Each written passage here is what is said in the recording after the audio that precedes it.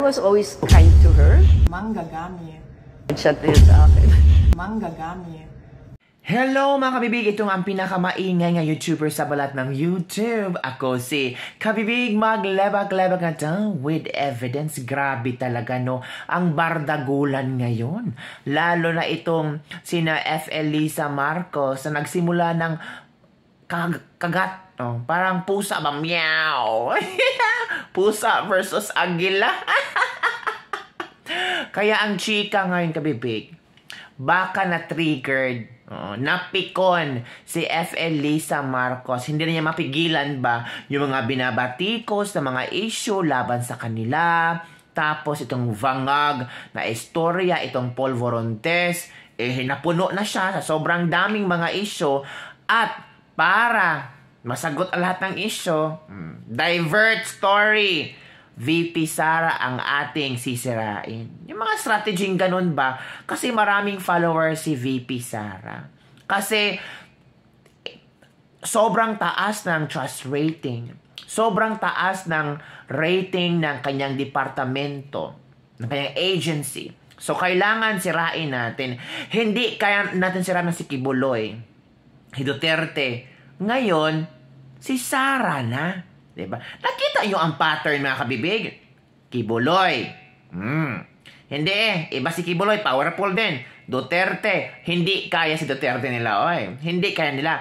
Ngayon, si Sara Duterte na at nasa main part na sila. Ang problema, kaya nyo ba ang VP namin? Akala nyo, sa ginawa nyo, magagalit kami sa VP namin. Akala nyo na ang simpatya ng tao ay para kay F. Elisa Marcos. Lalong magagalit ang mga tao sa ginawa ni F. Elisa Marcos. Nagiging atribida siya sa politika na hindi naman siya tumakbo. Parang feeling ko siya ang presidente. Si Bongbong parang sekretary lang. Ito ha, galing kay Joey. Sabi ni Joey Diver, even Lenny never did that. Lenny ran in 2022 election to fight a Marcos presidency. Lenny said that BBM is a liar and always not present in difficult situation. Lenny blamed BBM as progenitor of the alleged Churva Ek video of her daughter Aika. Lenny called BBM as proven magnanakaw in many occasions. Lenny called BBM as a human rights violator. Lenny even tried to approach other candidates to convince them to withdraw with the hopes of beating BBM in May 2022 elections. Marami pang derogatory remarks si Lenny kay BBM Lisa Marcos. Di mo naalala? Baka nakalimutan mo, te. Supporter kami nung una. Naniwala kami sa mga ideas na sobrang ganda na binenta nyo nung kampanya. So, ibig sabihin, alam namin at nasundan namin ang mga kuda ni Leni Robredo. Huwag mo kaming artihan. Yung kaarti-arti mong budlat kang mabayhana ka.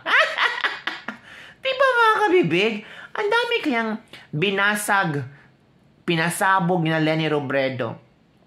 Ngayon, meron ba kayo narinig kay VP Sara Duterte? Nagsalita against Pangulong Bongbong Marcos? Wala. In the lowest point of VP Sara Duterte for her term, na niyurakan, binash, talagang merong House hearing about sa confidential funds. Meron ba kayong narinig na kung saan ipinagtanggol ni BBM si VP Sara Duterte? Wala. Kitam siya. Ito ha. Ito ang sagot ni VP Sara sa mga katulad ni F. Elisa na assumera, filingera, na parang siya ang presidente. Tingnan natin ha. Para klaro ba? Klaro kung nasaktan siya sa mga parinig ni VP Sara Duterte, hindi guilty. Yung sinabi ni VP Sara Duterte na manggagamit, another term for manga is manggagamit, kung nasaktan siya, hindi guilty. kung nasaktan sila sa mga parinig at sa mga akusasyon na vangag si Pangulong Bongbong Marcos, na vangag siya, na kung sino pa mga vangag dyan, edi, guilty kayo. Meron kayong ginagawang masama. Diba? Nako. Yan na mga kabibig. So ano ang iyong komento mga kabibig? Panoorin natin ang video ha, kung paano sinupalpal ni VP Sara Duterte si Lisa Marcos. Watch this video. Chat din sa akin. Ang gagamit. Nasaktan ako. Ang gagamit. Masama tayo, babangon muli. Ang gagamit. Yung presidente mong bangag, Salomon say,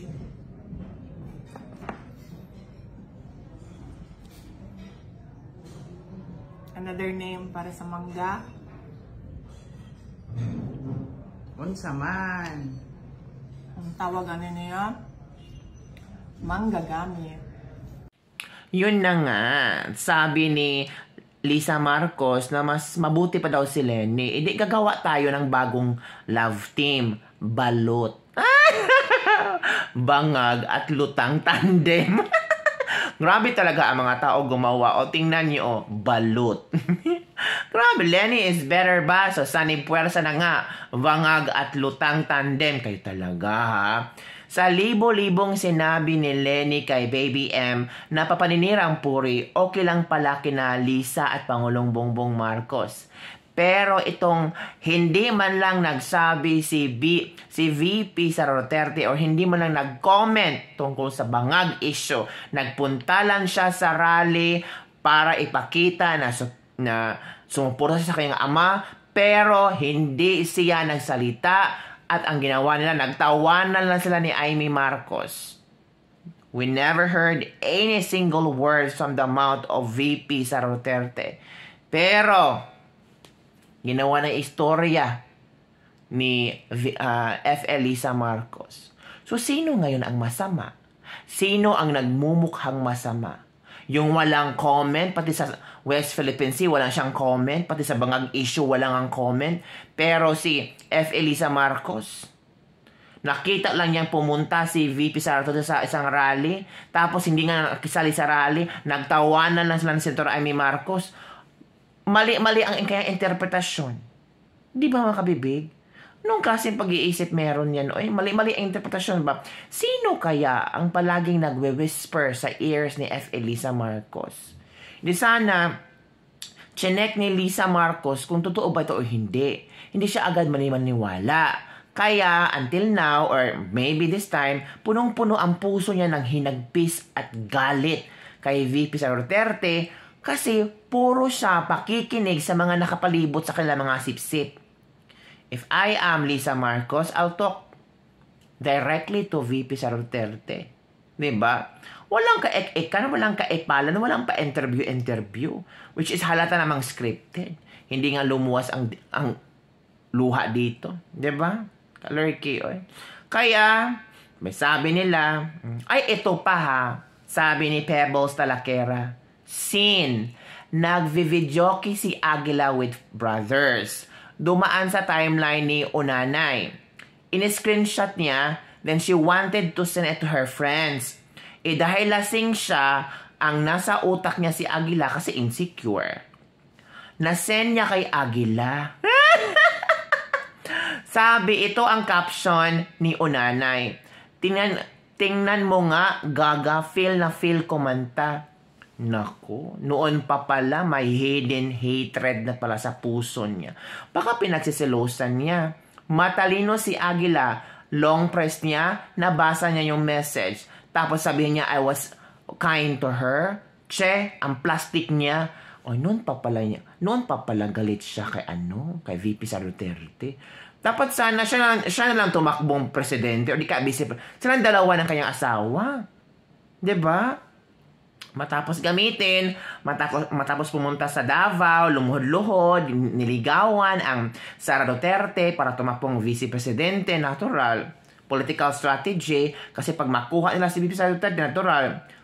Mindanao and Visayas will vote for them. Pero ngayon, ito na, nagsimula na ang bagong rigodon, bagong istorya. Ito na. Di ba nakita na natin kung anong klaseng tao sila? user-friendly. So yun lang po mga kabibigyan ating ladies living for the day. Don't forget to like, subscribe, and share this video. Manga gamit.